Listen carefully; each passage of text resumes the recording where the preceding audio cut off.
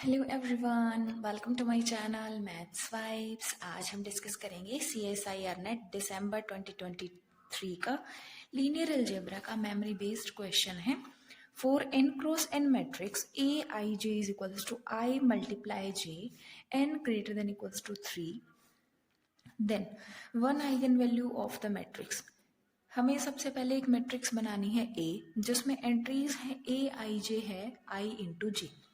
अगर हम n की वैल्यू 3 कंसीडर करें, मैट्रिक्स A बनाए, A11 की वैल्यू क्या होगी 1 इंटू 1 दैट इज 1, A12 की वैल्यू 2, A13 की वैल्यू 3, A21 की वैल्यू 2, A22 की वैल्यू 4, A23 की वैल्यू 6, A31 3, A32 6, A33 9। ठीक है, इसको जब हम ऑपरेशन लगाएंगे तो ये हमारी इक्विवेलेंट आ जाएगी 1 2 3 0 0 0 0 0 0, ये आ जाएगी।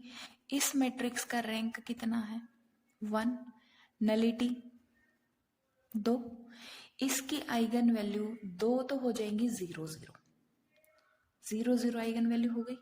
अब तीसरी आइगन वैल्यू क्या होगी, हम इतना जानते हैं sum of eigenvalue is equals to trace of A. दो आइगन वैल्यू तो हमारी 0 है, तो थर्ड आइगन वैल्यू किसके इक्वल हो जाएगी ट्रेस के। ट्रेस कितना है 4 + 1 + 9 14, so eigenvalue one eigen value कितनी हो गई 14। या फिर हम पैटर्न से देखें 1 स्क्वायर + 2 स्क्वायर + 3 स्क्वायर, ये क्या है 1 स्क्वायर + 2 स्क्वायर + 3 स्क्वायर। अगर n ऑर्डर हो, n साइज की मैट्रिक्स हो, तो क्या हो जाएगी third eigen value 1 square + 2 square + 3 square + n square. तो फॉर्मूला होता है n इंटू n + 1 2n + 1/6। एक तो बाय फॉर्मूला कर सकते हैं, अदरवाइज हमने n की वैल्यू 3 ली है तो हम ऑप्शन चेक करेंगे कि किस ऑप्शन के लिए वैल्यू हमारी 14 आ रही है। यहाँ पर तो 1 है, डिस्कार्ड। n की वैल्यू हमने 3 कंसीडर की है, डिस्कार्ड। 3 इंटू 4/2 6, ये भी डिस्कार्ड। फोर्थ ऑप्शन हमारा करेक्ट हो जाएगा। नेक्स्ट जो क्वेश्चन है वो भी लीनियर अलजेब्रा का ही है। लेट ए कोई एक n क्रॉस n की रियल सिमेट्रिक मैट्रिक्स है, तो ए डायगोनलाइजेबल होगी। a raise to the power k अगर 0 है for some k, then a² equals to 0 होगा। a raise to the power k अगर आइडेंटिटी है for some k, then a² equals to i होगा and all the eigen values are real. हमें पता है कि जो रियल सिमेट्रिक मैट्रिक्स होती है वो हमारी हमेशा डायगोनलाइजेबल होती है, ये हमेशा डायगोनलाइजेबल है, और जो भी लैम्डा है, जो भी आइगन वैल्यूज होती हैं वो हमारी रियल होती हैं, रियल होती हैं। सो फर्स्ट ऑप्शन तो हमारा करेक्ट, फोर्थ भी हमारा करेक्ट होगा। अब हम सेकंड ऑप्शन के साथ डील करते हैं। सेकंड ऑप्शन में क्या बोला कि a raise to the power k is equals to 0। इससे क्या इंप्लाई हुआ a इज निलपोटेंट, a हमारे निलपोटेंट है और रियल सिमेट्रिक मैट्रिक्स है और डायगोनलाइजेबल भी है। अगर कोई निलपोटेंट मैट्रिक्स डायगोनलाइजेबल भी हो जाए तो वो सिर्फ एक ही केस होगा जब a ही हमारी 0 मैट्रिक्स हो। इससे इंप्लाई हुआ कि a हमारी 0 मैट्रिक्स है। जब a हमारी 0 मैट्रिक्स है तो a² भी तो 0 मैट्रिक्स होगी। सेकंड ऑप्शन हमारा यही है, तो ये भी करेक्ट हो गया। नेक्स्ट हमारा सी ऑप्शन है कि a raise to the power k i है, तो एनहिलेटिंग पॉलिनोमियल क्या हो जाएगी p ऑफ x क्या हो जाएगी x raise to the power k -1। ये हमारी एनहिलेटिंग पॉलिनोमियल हो गई, या कहीं कैरेक्टरिस्टिक पॉलिनोमियल हो जाएगी। अब क्या होगा, अब हम मिनिमल पॉलिनोमियल फाइंड आउट करते हैं।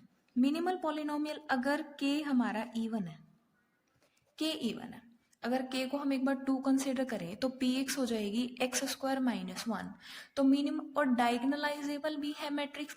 जब डायगोनलाइजेबल है तो मिनिमल पॉलिनोमियल में हर लीनियर फैक्टर आएगा, तो मिनिमल पॉलिनोमियल क्या हो जाएगी x -1 x + 1। ठीक है, अगर हमने k को 4 कंसीडर किया तो x raise to the power 4 -1, that is x square minus 1 and x square plus 1.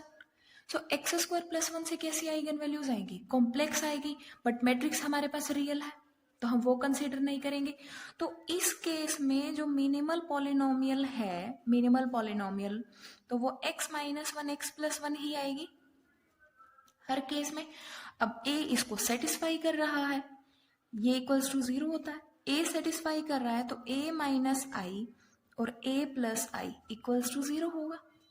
In case में या तो a प्लस आई के बराबर होगा या फिर माइनस आई के बराबर होगा. दो की पॉसिबिलिटी है, तो दोनों ही केस में a स्क्वायर इक्वल टू आई हो गया. जब k हमारा इवन है तो ये कंडीशन होगी होल्ड. नेक्स्ट, जब k हमारा ओड है, k अगर हमारा ओड है, हमने k को पहले तो 1 कंसिडर किया तो x माइनस 1 हो गया, तो a की वैल्यू भी हमारी आइडेंटिटी मैट्रिक्स आ गई. नेक्स्ट, अगर हमने k की वैल्यू 3 कंसिडर की, एक्स क्यूब माइनस 1, सो एक तो पेयर बना x माइनस 1, दूसरा पेयर क्या है 1 प्लस एक्स स्क्वायर. इससे भी हमारी कॉम्प्लेक्स वैल्यूज आएंगी. मैट्रिक्स हमारे पास रियल है तो हम उसको कंसिडर नहीं करेंगे. तो इसके केस में जो मिनिमल पॉलिनोमियल है वो हमारी x माइनस 1 आएगी. a इसको सेटिस्फाई कर रहा है, so a minus I is equals to 0. इससे क्या इंप्लाई हुआ? a की वैल्यू i, a की वैल्यू i है तो a स्क्वायर i के ही बराबर होगा. थर्ड ऑप्शन है कि a raise to the power k अगर i है फॉर सम k तो a स्क्वायर i के इक्वल होगा. दोनों ओड के केस में भी और इवन के केस में, दोनों ही केस में हमने प्रूव कर दिया कि a स्क्वायर i के इक्वल होगा. सो थर्ड ऑप्शन भी हमारा करेक्ट है. इसमें चारों ऑप्शंस करेक्ट है. Thank you.